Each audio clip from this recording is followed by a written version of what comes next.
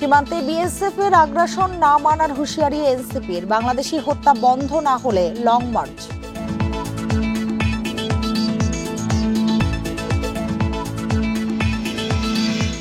বিএনপির বিরুদ্ধে অপপ্রচার চালানোর অভিযোগ ফখরুলের। নির্বাচন পেছাতে চায় গণতন্ত্র বিরোধীরা।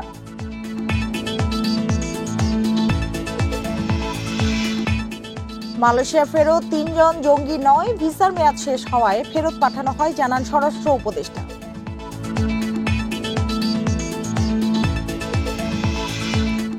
রাজধানীতে আশুরার তাজিয়া মিছিলে যোগ দেন হাজারো মানুষ। আয়োজন ঘিরে নেওয়া হয় কড়া নিরাপত্তা।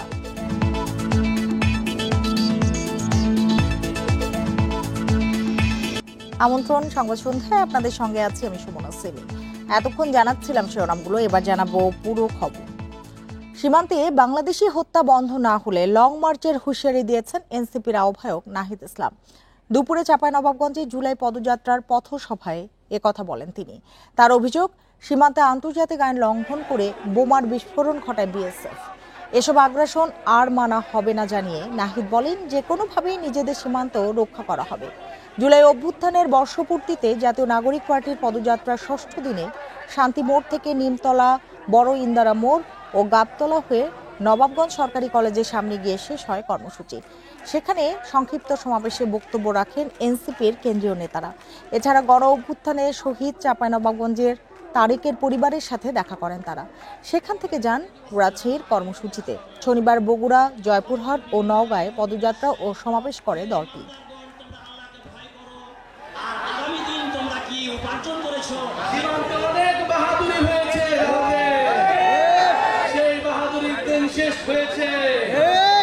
যদি আর কোন সীমান্তে কোন ধরনের পায়তারা করা হয়, যদি সীমান্তে আগ্রাসন চালানো হয়, সীমান্তে আমার ভাইদের উপর হত্যার চেষ্টা চালানো হয়, আমরা সীমান্তে লং মার্চ ঘোষণা করব। এবার এনসিপির কর্মসূচি নিয়ে আরো জানাতে রাজশাহী থেকে যোগ দিয়েছেন সহকর্মী আহসান হাবিব অপু। অপু, বলবেন যে রাজশাহীর পথসভার সবশেষ আর কোনো তথ্য আছে কিনা আপনার কাছে, আর এরপর কি কর্মসূচি রয়েছে?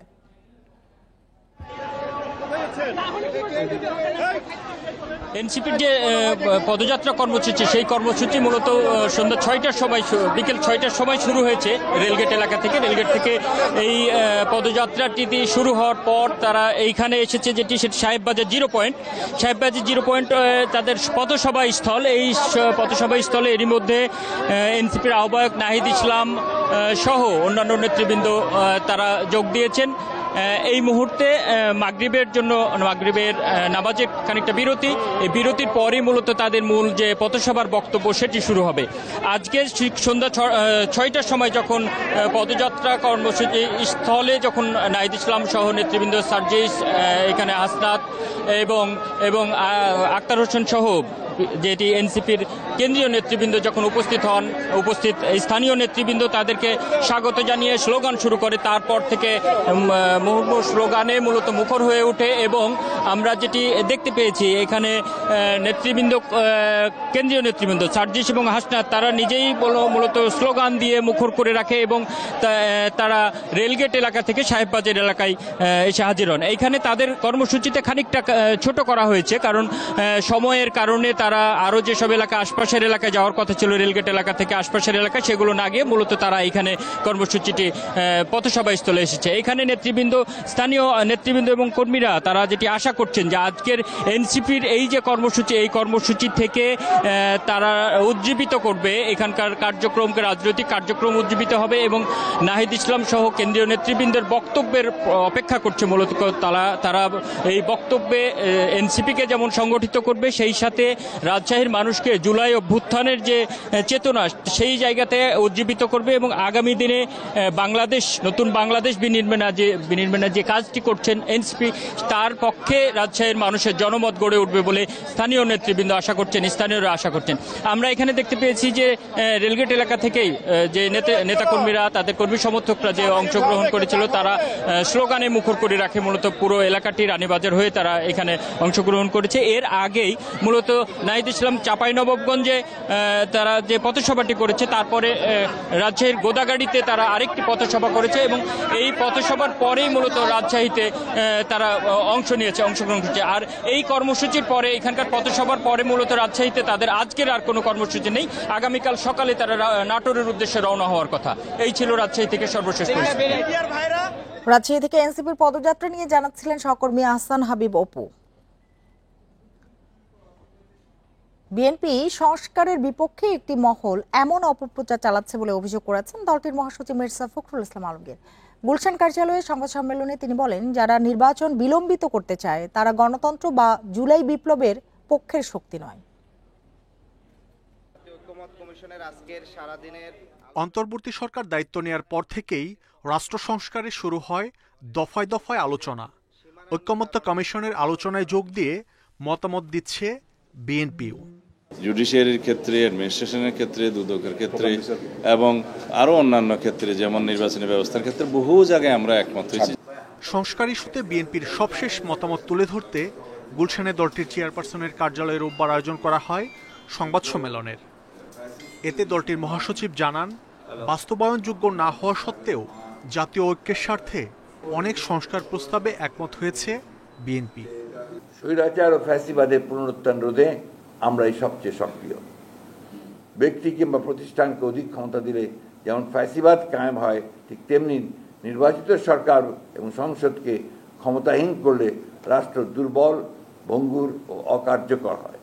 সংস্কার সম্পর্কে বিভিন্ন রকম আপনার কথা বলছেন যেগুলো সঠিক নয়। বিএনপি সম্পর্কে একটা ভুল ব্যাখ্যা দেওয়া, তার সম্পর্কে আপনার বিরূপ মনোভাব সৃষ্টি করার চেষ্টা, এটাতে লাভ হবে না।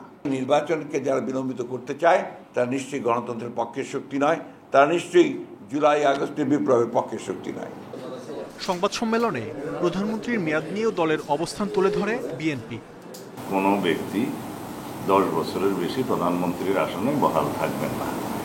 এটা সাথে আমরা এটা বলেছি, প্রধানমন্ত্রী এবং সংসদ নির্বাহী বিভাগকে কার্যকরভাবে সরকার এবং রাষ্ট্র পরিচালনার স্বার্থে তার কর্মপরিধির মধ্যে অন্য কোনো অর্গান এবং অন্য কোনো বডি সৃষ্টি করে যাতে তার কর্মকাণ্ডকে ব্যাহত না করে, সেই জন্য আমরা এনসিসি জাতীয় কোনো ধারণার সাথে একমত হইনি।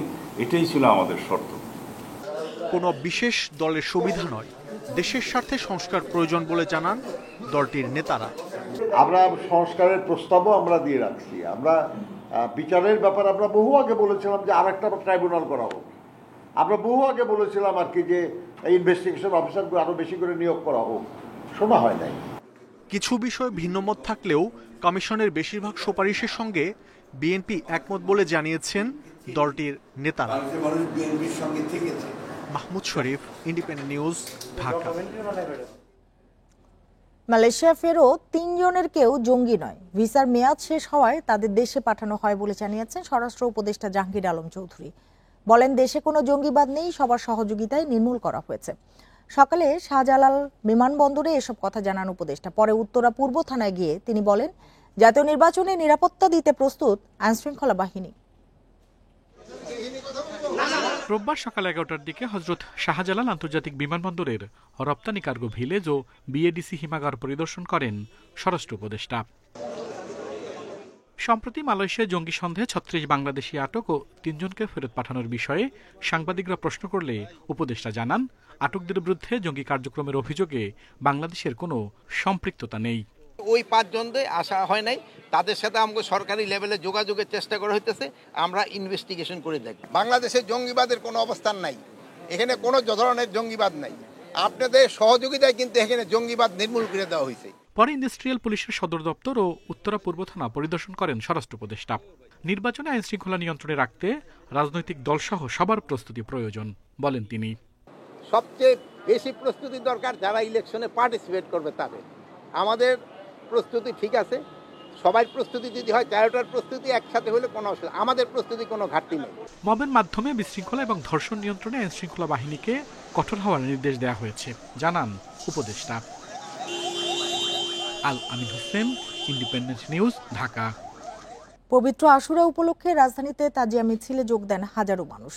সকালে পুরান ঢাকার হোসনির দালান থেকে শুরু হয়ে ধানমন্ডির ঝিকাতলায় শেষ হয় এটি।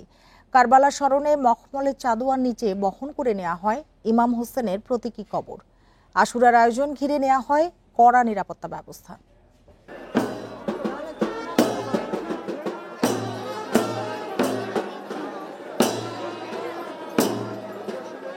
পরনে কালো কাপড়, মাথায় বাঁধা কালো পতাকা, শিশু থেকে বৃদ্ধ সব বয়সী নারী পুরুষের কণ্ঠে শোকের মাতম। রোববার সকালে পুরান ঢাকার হোসনি দালান থেকে শুরু হয় তাজিয়া মিছিল। ধানমন্ডির জিকাতলা পর্যন্ত শোক আর প্রতিবাদে সামিল হন ৬ থেকে ৭ হাজার মানুষ।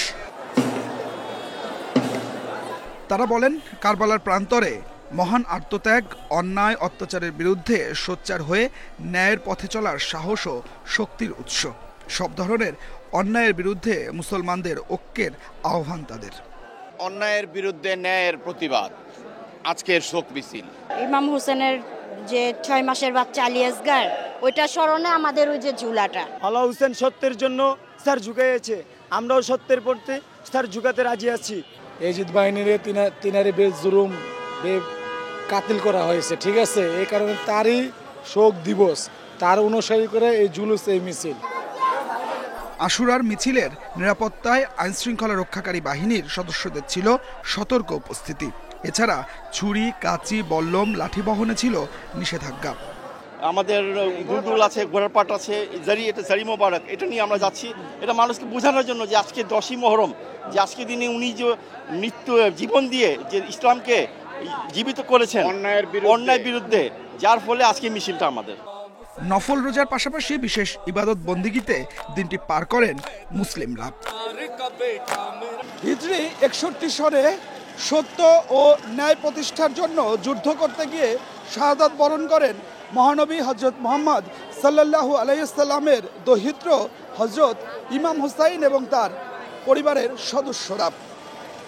এই তাজিয়া মিছিলের মধ্য দিয়ে আবারও স্মরণ করিয়ে দেওয়া হলো ইমাম হুসাইনের আত্মত্যাগ ছিল ন্যায় ও সত্য প্রতিষ্ঠার জন্য।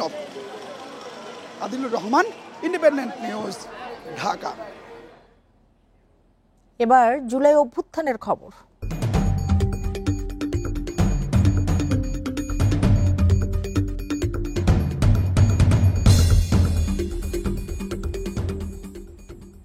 জুলাই অভ্যুত্থানে পুলিশের গুলিতে মারা যান পোশাক শ্রমিক সুমন ইসলাম।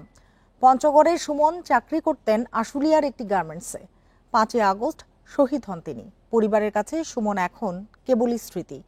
একমাত্র উপার্জনকারীকে হারিয়ে দিশেহারা স্বজনরা। হত্যার ঘটনায় জড়িত সবাইকে আইনের আওতায় আনার দাবি তাদের। পঞ্চগড়ের বোদা উপজেলার সুমন ইসলাম ঢাকায় কাজ করতেন একটি পোশাক কারখানায়। বৃদ্ধ মা বাবা আর 3 বোনের মুখে হাসি ফোটানোর স্বপ্ন ছিল তার। তবে জুলাইয়ের ছাত্র জনতার গণ অভ্যুত্থানে 5 আগস্ট আশুলিয়া গুলিতে মারা যান তিনি। 3 দিন পর মরদেহ পায় পরিবার। বছর পেরিয়ে গেলেও এখনও প্রতিদিন গ্রামের পথের দিকে তাকিয়ে থাকেন সুমনের মা বাবা। একমাত্র উপার্জনকারীকে হারিয়ে দিশেহারা তারা। এখন আমার সংসার উনি মাত্র ছিল, উনি সংসার পরিচালক করত। এখন আমি মনে করি সে মরে নাই, সে আছে, এই গান গাই আমি খালি। তার রূপ চেহারা আমি লক্ষ্য করলি, তার রূপ চেহারা দেখলে আমার কলিজা ফাটা যায়। আর কি কমু বাবা। হত্যায় জড়িত সবার বিচারের দাবি স্থানীয়দের। পরিবারগুলোকে আর্থিক সহায়তার দাবি জানান তারা। একটা ছেলে ছিল, সেই মারা গেছে। এখন তার বাবা মাকে দেখার মতন এবং কি আমরা এলাকাবাসী ছাড়া এবং আর কেউ নাই।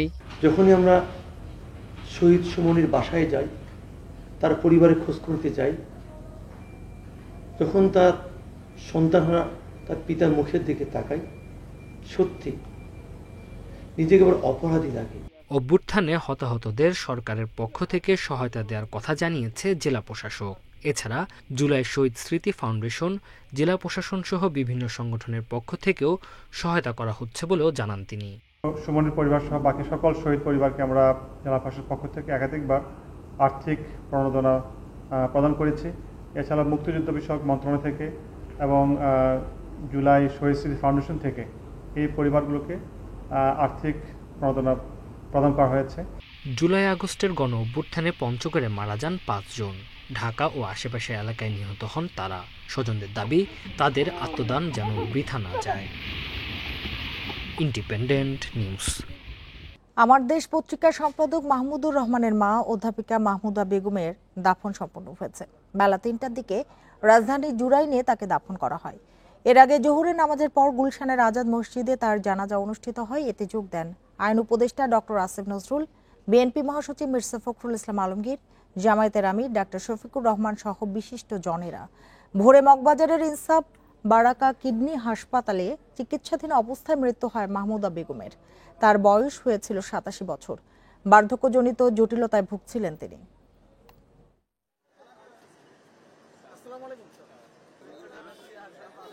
মাহমুদুর রহমান সাহেবের মায়ের ইন্তেকাল নিঃসন্দেহে তার ব্যক্তিগত জীবনে, তার পারিবারিক জীবনে, আমরা যারা তার সঙ্গে একসাথে ফ্যাসিস্ট বিরোধী আন্দোলনে কাজ করেছি তাদের সকলকেই অবশ্যই আপনার এটা কিছুটা মর্মাহত করেছে। আমরা ওনার মাগফিরাতের জন্য দোয়া করি, আল্লাহ তাআলা ওনাকে জান্নাতের আলা দরজা দান করুন। আর ওনার যে সন্তানটা একটা ডায়মন্ড দুনিয়ার জন্য, বাংলাদেশের জন্য রেখে গেছেন, আল্লাহ তাআলা এই দেশ এবং জাতির খেদমত নিঃসংকোচে নির্ভয়ে আল্লাহ যেন তাকে করার তৌফিক দান করেন। ঢাকার নবাবগঞ্জে বাসায় পুলিশের অভিযানের পর পাশের ক্ষেত থেকে উপজেলা যুবদল নেতা আমজাদ হোসেনের মরদেহ উদ্ধার করা হয়েছে। রোববার উপজেলার মিঠাকান্দা এলাকায় এ ঘটনা ঘটে। পুলিশ জানায়, উপজেলা যুবদলের সাবেক সাধারণ সম্পাদক আমজাদ হোসেনের নামে একটি চেক ডিসঅনার মামলা রয়েছে। তাকে ধরতে ভোরে বাড়িতে অভিযান চালিয়ে পাওয়া যায়নি। পরে বাড়ির পাশের একটি ক্ষেতে অচেতন অবস্থায় পাওয়া যায়। তাকে উদ্ধার করে হাসপাতালে নেওয়া হলে চিকিৎসক তাকে মৃত ঘোষণা করেন। পালাতে গিয়ে স্ট্রোকে মৃত্যু হয়ে থাকতে পারে বলে ধারণা পুলিশের। এদিকে আমজাদকে হত্যা করা হয়েছে বলে অভিযোগ পরিবারের।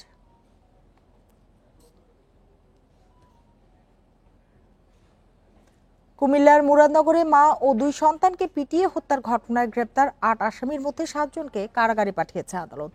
স্বীকারোক্তিমূলক জবানবন্দি দিয়েছেন একজন। এর আগে ঢাকায় র্যাবের হাতে আটক 6 আসামিকে বিকেলে কুমিল্লার আদালতে হাজির করে পুলিশ। এর মধ্যে 5 আসামিকে কারাগারে পাঠানোর আদেশ দেন চিফ জুডিশিয়াল ম্যাজিস্ট্রেট আদালত। এ সময় আসামি বাচ্চু মিয়ার 164 ধারায় জবানবন্দি রেকর্ড করা হয়। গতকাল সন্ধ্যায় সেনাবাহিনীর হাতে আটক 2 আসামিকে পুলিশের মাধ্যমে আদালতে হাজির করা হয়। পরে তাদের কারাগারে পাঠায় আদালত। মোট 8 জন আসামিকে গ্রেপ্তার করে তদন্তকারী অফিসার আদালতে সুপর্দ করে তাদের জেলা হাজতে প্রেরণ করা হয়। ঘটনার স্বীকারোক্তিমূলক জবানবন্দি প্রদান করার উদ্দেশ্যে ফৌজদারি কার্যবিধি 164 ধারা মোতাবেক জানেন তার জবানবন্দি তিনি প্রদান করতে ইচ্ছা পোষণ করেছেন। বিজ্ঞ আদালত তার জবানবন্দি গ্রহণ করছেন। বাংলাদেশে বায়োমেট্রিক মেটাল ক্রেডিট কার্ড চালু করেছে স্টার্ন ব্যাংক এবং মাস্টার কার্ড। এটি বিশ্বের প্রথম বায়োমেট্রিক মেটাল ক্রেডিট কার্ড। শনিবার সন্ধ্যায় রাজধানীর রেডিসন হোটেলে এক অনুষ্ঠানে কার্ডের আনুষ্ঠানিক উদ্বোধন করেন বাংলাদেশ ব্যাংকের governor doctor Ahsan H Mansur. নতুন এই কার্ডটিতে সর্বাধুনিক বায়োমেট্রিক প্রযুক্তি ব্যবহার ফলে পিন বা স্বাক্ষর ছাড়াই গ্রাহকরা ফিঙ্গারপ্রিন্টের মাধ্যমেই নিরাপদ লেনদেন করতে পারবেন। এই কার্ডের মাধ্যমে গ্রাহকদের তথ্য কার্ডে সংরক্ষিত থাকবে এবং ঘরে বসে একটি হোম কিটের সাহায্যে ফিঙ্গারপ্রিন্ট নিবন্ধন করা যাবে। এই অনুষ্ঠানে অন্যান্যের মধ্যে উপস্থিত ছিলেন বাংলাদেশ ব্যাংকের deputy governor Zakir Hossain Chowdhury, Korea প্রজাতন্ত্রের রাষ্ট্রদূত পার্ক ইয়াংদিক, নরওয়ের charge de affaires Fredrik Kalsrud, EBL ব্যবস্থাপনা পরিচালক ও প্রধান নির্বাহী আলী রেজা ইফতেখার সহ আরও অনেকেই। আর এই ছিল আজকের সংবাদ সন্ধ্যায়। ইন্ডিপেন্ডেন্ট টেলিভিশনের সব খবরের আরও বিস্তারিত জানতে চোখ রাখুন ফেসবুক, ইউটিউব এবং এক্সে। ধন্যবাদ সবাইকে এতক্ষণ সাথে থাকার